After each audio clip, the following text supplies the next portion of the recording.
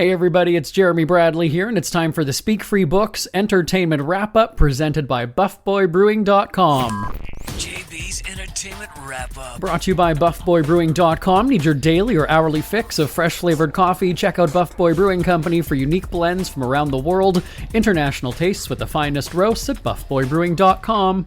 Here's what's making news this July 28th. For at least one night, Kelly Rowland and Michelle Williams were relevant again.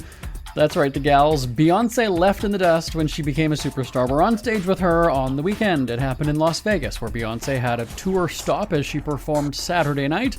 She brought out her surprise guests, Rowland and Williams, for a Destiny's Child reunion. They performed several of their hit songs, including Bootylicious, Say My Name, Lose My Breath, and others. The last time they performed together was when Beyonce headlined at Coachella in 2018. I wonder if she recognized them, right? Or even remembered their names. Anyway, for Destiny's Child fans, they went wild at Beyonce's final stop on the Cowboy Carter tour. Of course, it has people wondering if they're going to get back together and perform more, and you know she's done with them. They're just no. Elsewhere in the Vegas concert scene, Zac Brown talked about, quote, going into debt, producing his show for a residency at Sphere. The Zac Brown Band is scheduled to perform a 4-show set in December. They've timed it around the release of a new album. Now, talking about preparing for the experience, Brown said, quote, it's a big moment in time, and it's like, for us, I want to be among the names of the Grateful Dead and the Rolling Stones and the bands that take that lifelong career, impact, fan journey to be able to do that. This is our statement to try to step into that. All right, so I read that exactly how it was said, and it makes absolutely no sense. So if you got lost in that rambling, it really didn't make any sense at all.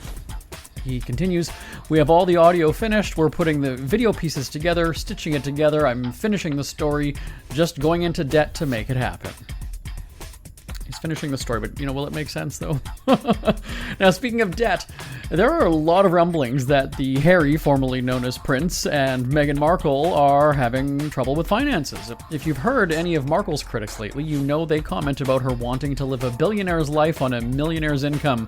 And because the pair has had setback after setback on their business ventures, all eyes are on what'll happen next. And there are conflicting reports about what will happen with their Netflix deal.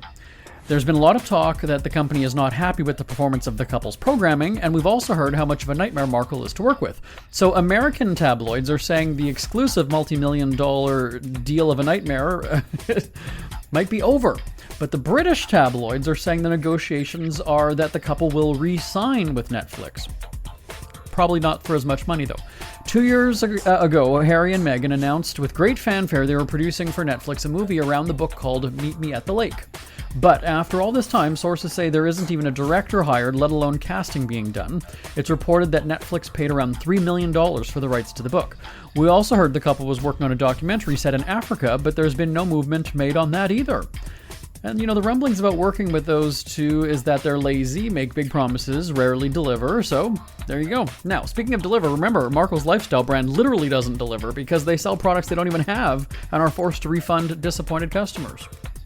They sound like a pleasure to work with, don't they? That's a check of your celebrity headlines for this Monday, July 28th. I'm back tomorrow on the Speak Free Books Entertainment Wrap-Up presented by BuffBoyBrewing.com. Till next time, I'm Jeremy Bradley. For a great cup of joe, there's one thing you should know. Your morning brew can also be playful. Buff Boy Brewing guys make the temperature rise.